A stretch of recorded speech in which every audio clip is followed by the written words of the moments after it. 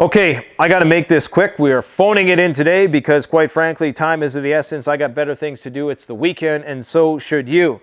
I got some information from a source in Poland, a very credible one at that is citing increased military activity in that country. Now, we all know, or at least you should by now if you've been inundated with my videos as of late, that Steadfast Defender, one of the largest NATO exercises in history, is currently ongoing in that country. That's not really particularly interesting, although very much it is and could be just a disguise for a real world, either offensive or defensive posturing by NATO.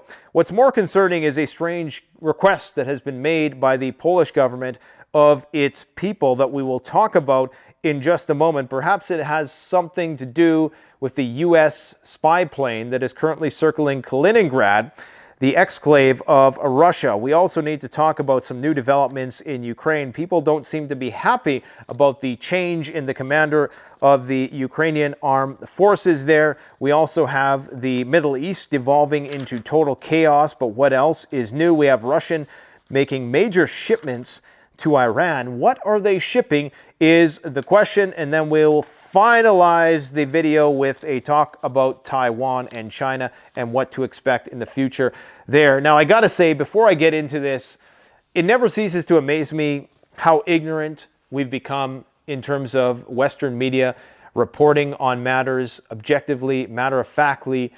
You know, the complete paucity of intellect when it comes to criticizing the Vladimir Putin interview. I looked for just one sensible, reasonable argument that wasn't presented and packaged in an ad hominem attack, that wasn't, consumed by some trifling observation, something gotcha moment, like Putin was tapping his foot too much. Was it a body double? Oh, did he misspeak here in this 2-hour-long epic monologue? Whether you like the guy or not, whether you agree or not, the media reporting on that was absolutely abysmal. The indifference, the negligence to an interview that has such profound implications. We're talking about the end of the world as we know it. And people might not believe that's a possibility, but it very much is a possibility. And nothing attests to that more than the ignorance, that our complete dismissiveness of, that whole thing, and just relegating it to something that's irrelevant, and criticizing Tucker that he wasn't hardball enough and he wasn't, disruptive and aggressively interruptive enough and didn't come in there with a prescribed agenda and rhetorical questions. I mean, I hope that Tucker approaches Zelensky and says, hey, can we have an interview and can I hear what you have to say without being combative? Can I actually, can we actually have some meaningful, deep dialogue? Okay? But no, these people have no reverse gear. They're putting the pedal to the metal, and they can do that because they have a strategic stockpile. They have a strategic place to go. They have bunkers to go to. They have private jets that they can fly down south to when the shit hits the fan. They do not care about the outcome, especially because they are multinational in nature. They don't care about, and I'm not speaking of anybody in particular, I'm just speaking of the political elite class, okay?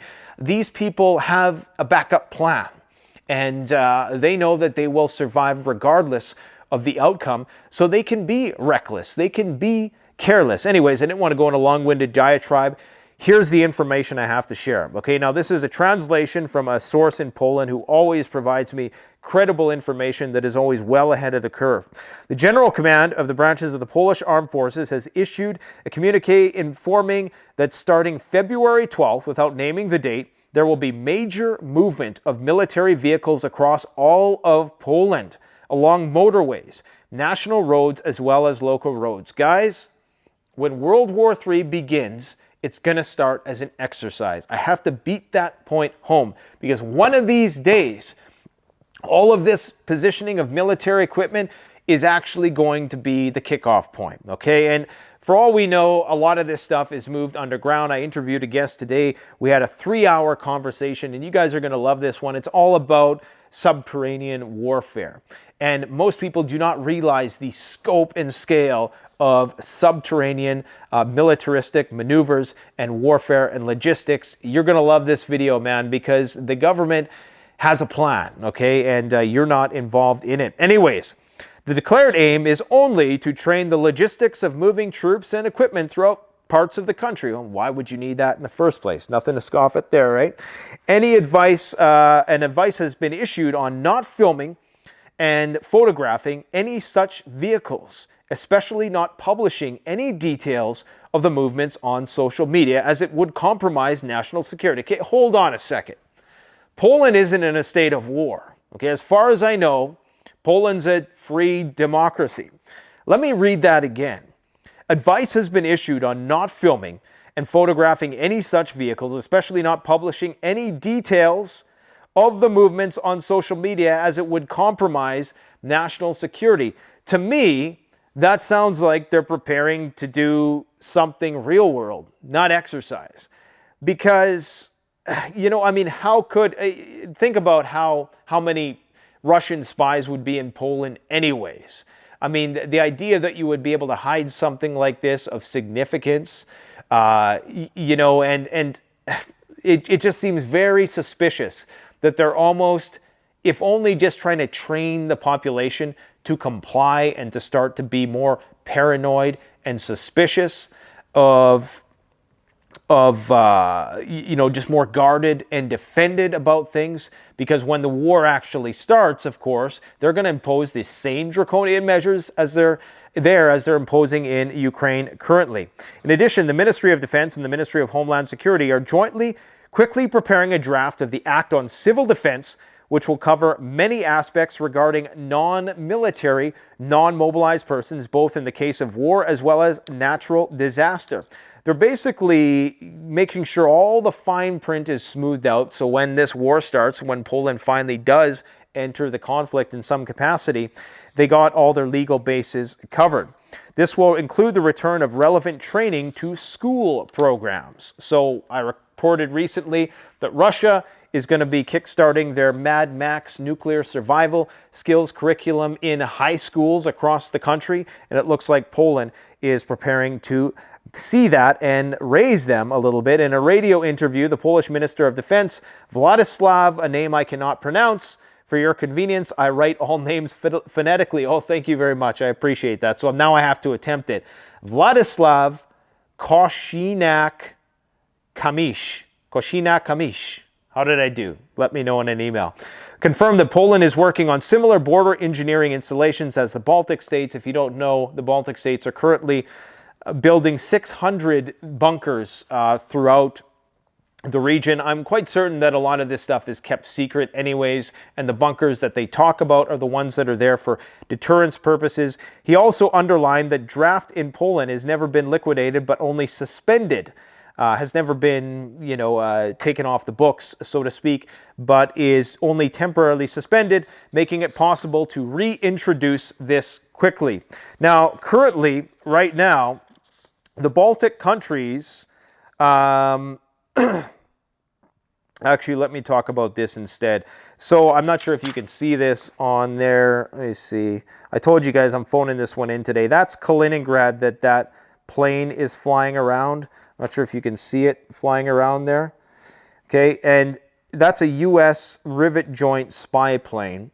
Now, I'm certain that this is probably something that has happened before.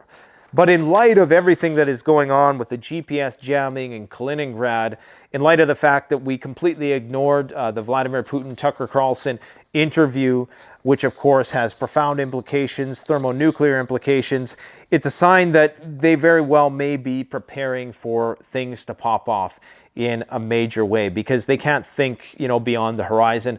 And unfortunately, I'm very concerned now that as they see this movement towards not sympathy, but just a willingness to hear out the Russian perspective in half of America, in the conservative part of America, and in part of the more enlightened, progressive left, who still understands the importance of having unbiased dialogue with other people. I think they're they're going to panic and they're going to push through whatever sort of provocative plan, we'll say it lightly. I'm not going to say the FF word.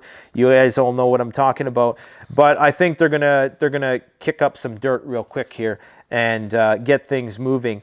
And that means that we may well see a major black swan event, which, as long as it's not a nuclear attack, I think the markets will go up. In fact, you know what? I think after a nuke, at this point in time, I've been saying for the longest time, nothing short of a nuke is going to crash the markets. I don't even think that anymore. I think our markets are so delusional, and that's how you know you're at the end. You know, that's how you know that the civilization that you are in, that the whole monetary paradigm is collapsing. No matter what, nothing, like, they can't take the markets. That's a bad sign. That's not a good sign, okay? There's no way that you can slice that that's a good sign. So anyways, protests are developing in Kiev. Protests at the center of Kiev are steadily growing. People are demanding that Zaluzhny is returned. Now, judging by what I've seen, to see any protests in Ukraine at this point in time is a pretty strong statement, because of course there are some pretty heavy-handed laws there, and I presume that the people who are coming out risk being mobilized for service. So the fact that people are willing to commit to that at all is a sign, okay, that maybe things aren't going so well in Ukraine, and there could potentially be that uprising I've been speaking of. There is the prospect that a certain portion of Ukraine is potentially going to, at some point down the road, make amends with Russia, and that component of the Ukrainian society will go up against Poland and Nato, and this is what all of the Romanian and Polish preparations are all about.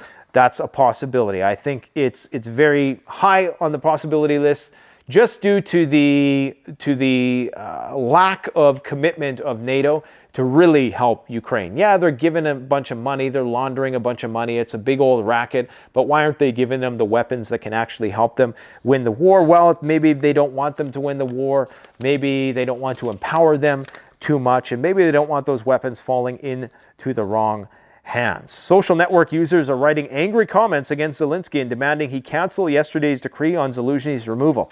I just hope that these guys get a clue and they say, okay, the way we've been doing things, this heavy-handed approach, wielding this dying old guard power that we have with the media, that's not working anymore. Maybe if we let Tucker interview Zelensky and we just let him talk, okay, and we just let him try to express himself and explain himself. Hey, maybe we even get a I was going to say something, but that's pie in the sky at this point. Maybe we get like a teleconference between Putin and Zelensky. Just something like, why couldn't we do that? You know, if we were genuinely interested in ending this conflict, because we know it's not going to end anything short of that.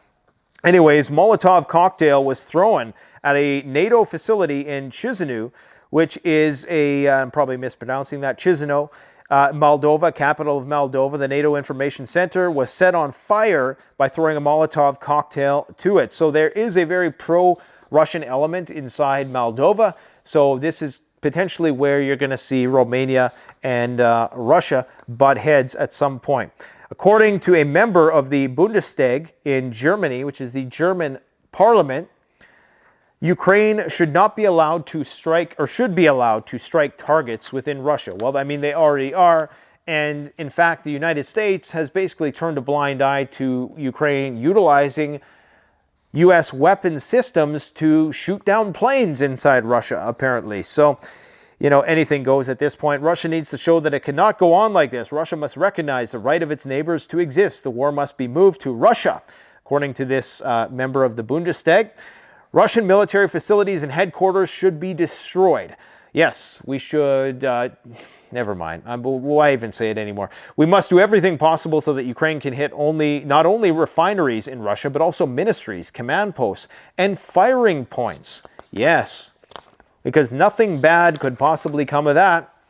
Apparently, NORAD has detected more Russian aircraft operating in the Alaska Air Defense Identification Zone. Now, this is normal activity. I don't know if it's normal for it to happen 4 days in a row. Okay, now they're downplaying this, but again, remember, in the run-up to something really serious happening, they're not going to want to panic the population. They only want to panic the population when it's instrumental towards their own ends. But here's what they're saying. This is from the North American Aerospace Defense Command. The command detected and tracked 4 Russian military aircraft operating in Alaska Air Defense Identification Zone on February 9th. The Russian aircraft remained in international airspace as they usually do and did not enter American or Canadian sovereign airspace. This, however, is the third time the third time they detected and tracked Russian aircraft in 4 days. This Russian activity in Alaska occurs regularly and is not seen as a threat. But I can tell you, 3 and 4 days is substantial. So it's definitely something I am keeping my eye on. And we also have to remember that the Russian elections are right around the corner. In fact, the Belarusian elections are, next week? So we're not hearing a whole lot about that right now. A lot of suppression going on there, I would imagine. But this is the time when we're going to see sparks fly. And what I'm concerned about is after the election. There's a potential for shit to pop off before the election in an attempt to disrupt the Russian election, but also immediately afterwards when Putin is very likely to be elected once again. That is when he's going to, take the gloves off, I do believe. And that's when shit could really royally hit the fan. Russia's giant AN-124 cargo plane, I believe one of the largest planes in the world, arrived in Iran 2 days ago. The plane is known to carry heavy payloads, but it is not knowing if it was delivering anything substantial or militaristic in nature. But, it would not be surprising considering Iran is currently building hangars for their Su-35 warplanes. Okay, everything in Iran is underground.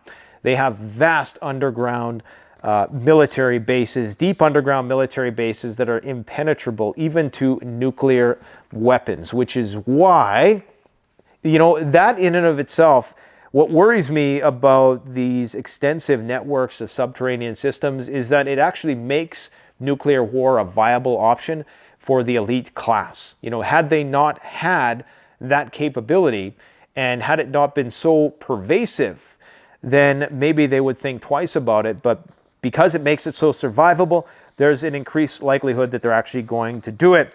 Middle East tensions are increasing. The Islamic resistance in Iraq has announced that it's going to be resuming and escalating its campaign against U.S. and coalition military forces in Syria and Iraq. Recall that following the attack that killed the 3 American soldiers, that's when they essentially said, at least they claimed, that they were going to be de-escalating and that they weren't going to attack, even if attacked. Well, now they have changed their mind. Due to losing several high-ranking commanders, okay, they are now going to ratchet up the attacks once again. So yeah, that situation is teetering on the brink of collapse. This is why oil is slowly, ever so slowly, ticking upwards again, but it's doing this little dance with the US dollar. You see, when the US dollar goes down, typically oil goes up. When the US dollar goes up, typically oil goes down. What we've been seeing is both of those things going up now, very slowly, okay? So if both are going up, that means oil is going up doubly so. Upwards of 60 rockets have been launched since this morning by the Hezbollah freedom fighter group in Lebanon against communities and IDF installations in the north. The situation in the north is heating up. The Israeli military is going to be going across the Rafah crossing in the next couple weeks. And this is already, creating a lot of controversy.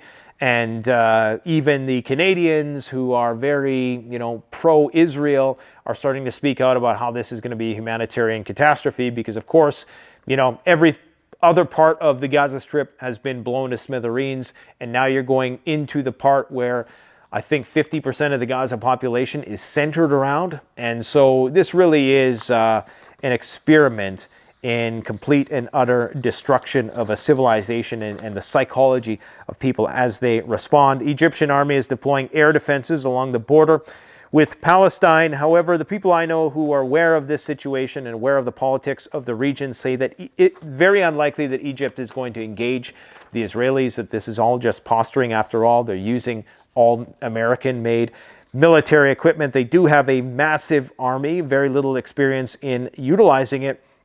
But it's very unlikely that they're actually going to do anything. So basically, they're just saying that we don't want any Palestinian refugees. And I don't think that the Palestinians should have to go anywhere because it is, after all, their land.